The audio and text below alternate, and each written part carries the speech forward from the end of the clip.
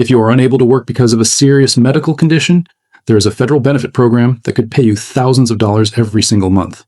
It is called Social Security Disability Insurance, or SSDI. But here's the problem that almost nobody talks about. Approximately 2/3 of all SSDI applications are denied the very first time they are submitted. 2 out of every 3 people who apply get rejected, and most of those people gave up after that first denial. They assumed Social Security said no and that was final, but it is not final. And today, I'm going to show you exactly why most applications get denied, what you need to do differently, and how to give yourself the best possible chance of actually getting approved. This video could mean the difference between receiving thousands of dollars per month in benefits or walking away with nothing. Let us start with what SSDI actually is.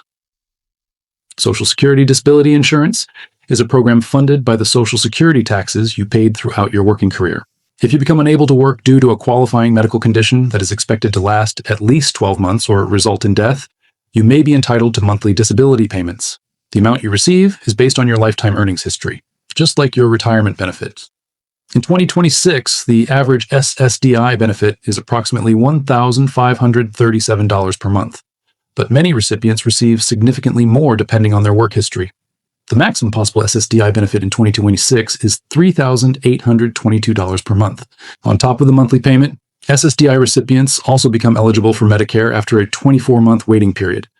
This is incredibly valuable for people with serious medical conditions who may not otherwise have affordable health insurance. Now let me explain why so many applications get denied and what you can do about it. The Social Security Administration uses a 5-step evaluation process to determine if someone qualifies for SSDI. Understanding this process is the key to a successful application. Step 1 is the Substantial Gainful Activity Test. SSA asks the question, are you currently working? In 2026, if you are earning more than $1,550 per month from work, you are considered to be engaged in substantial gainful activity and your application is automatically denied. This threshold is higher if you are blind. If you are working above this level, you do not qualify regardless of your medical condition. Step 2 is the severity test. Your medical condition must significantly limit your ability to do basic work activities. Basic work activities include things like lifting, standing, walking, sitting, remembering, following instructions, and getting along with other people.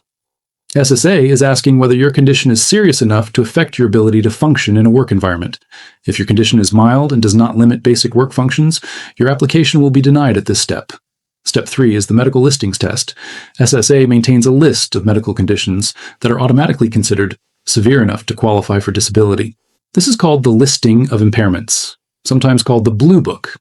If your condition is on this list and you meet the specific medical criteria, you can be approved at this step without going further. Common conditions on the list include certain heart conditions, cancers, neurological disorders, mental health conditions, and musculoskeletal disorders. Step 4 is the past work test. If your condition is not on the Blue Book list, SSA asks whether you can still do the work you did in the past 15 years. They consider your specific job duties and whether your current limitations prevent you from doing that type of work. If SSA determines you can still do your previous work, your application is denied. Step 5 is the other work test. This is the final step.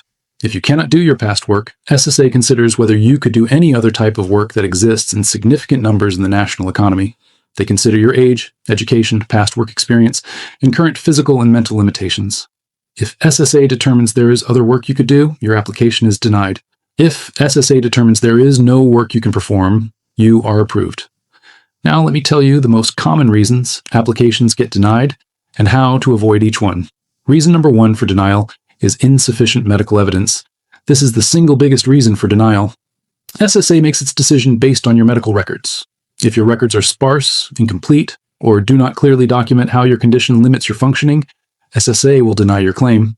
The fix is to see your doctors regularly and make sure every appointment, every test, every treatment, and every limitation is documented in your medical records.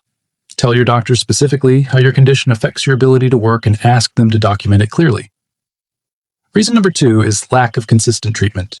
If you're not following the treatment your doctors recommend, SSA can deny your claim because they may assume your condition is not as serious as you claim, or that your condition could improve with proper treatment. Make sure you are following your prescribed treatment plan consistently and that your doctors are documenting your compliance. Reason number 3 is earning too much money. If you are working and earning above the substantial gainful activity threshold, you will be denied regardless of your condition. Reason number 4 is not having enough work credits. To qualify for SSDI, you need to have worked and paid Social Security taxes for a certain number of years. The exact requirement depends on your age. Generally, you need to have worked at least 5 of the last 10 years before becoming disabled. Younger workers may qualify with fewer credits. If you do not have enough credits, you may instead qualify for a different program called Supplemental Security Income, or SSI, which has different eligibility requirements. Reason number 5 is the condition is expected to last less than 12 months. SSDI requires that your condition be expected to last at least 1 year or result in death. Short-term conditions do not qualify. Now let me talk about what to do if you are denied. This is critically important. If your application is denied, do not give up. You have the right to appeal, and statistics show that people who appeal have a significantly higher chance of eventually getting approved than those who start over with a new application. The appeal process has 4 levels. Level 1 is a request for reconsideration. You must file this within 60 days of your denial. A different SSA examiner reviews your case with any new evidence you provide. Unfortunately, most reconsiderations also result in denial, but you must go through this step to proceed to the next level. Level 2 is a hearing before an administrative law judge. This is where your chances improve dramatically. You appear before a judge, either in person or by video, and present your case. You can bring witnesses, including your own doctors. Statistics show that approximately 50 to 55% of people who reach this stage get approved. This is the most important stage of the appeals process. Level 3 is a review by the Appeals Council. If the judge denies your claim, you can request a review by SSA's National Appeals Council. Level 4 is a federal court lawsuit. If the Appeals Council also denies your claim, your final option is to file a lawsuit in federal court. Now let me give you the most powerful piece of advice in this entire video. Get a Social Security disability attorney or advocate. These professionals work on contingency, meaning they do not charge you anything up front. They only get paid if you win, and their fee is capped by law at 25% of your back pay, up to a maximum of $7,200. Studies consistently show that people represented by an attorney or advocate at their hearing have approval rates that are significantly higher than people who represent themselves. An experienced disability attorney knows exactly what SSA is looking for, how to obtain and present your medical evidence, what your doctors need to say in their statements, and how to argue your case before a judge. Given that the cost to you is zero unless you win, there's almost no reason not to hire one if you are going through the appeals process. Now let me quickly cover the application process itself. You can apply online at ssa.gov by calling 1-800-772-PONTOY13 or in person at your local SSA office. Have the following information ready when you apply: your Social Security number, your birth certificate, proof of your citizenship or legal immigration status, your complete work history for the past 15 years, names, addresses, and phone numbers of all your doctors, hospitals, and clinics, names and dosages of all your medications, medical records you already have available, laboratory and test results, a summary of where you have worked and what you did. The more complete and detailed your application, the better your chances. Let me quickly summarize the key points. SSDI pays an average of $1,537 per month, with a 2026 maximum of $3,822. 2/3 of first applications are denied. The 5-step evaluation process determines eligibility. Insufficient medical documentation is the most common reason for denial. If denied, appeal rather than starting over. The administrative law judge hearing stage has the highest approval rates. Get an attorney for your hearing. It costs you nothing unless you win. Please subscribe for more Social Security strategies and share this video with anyone you know who is struggling to work due to a medical condition.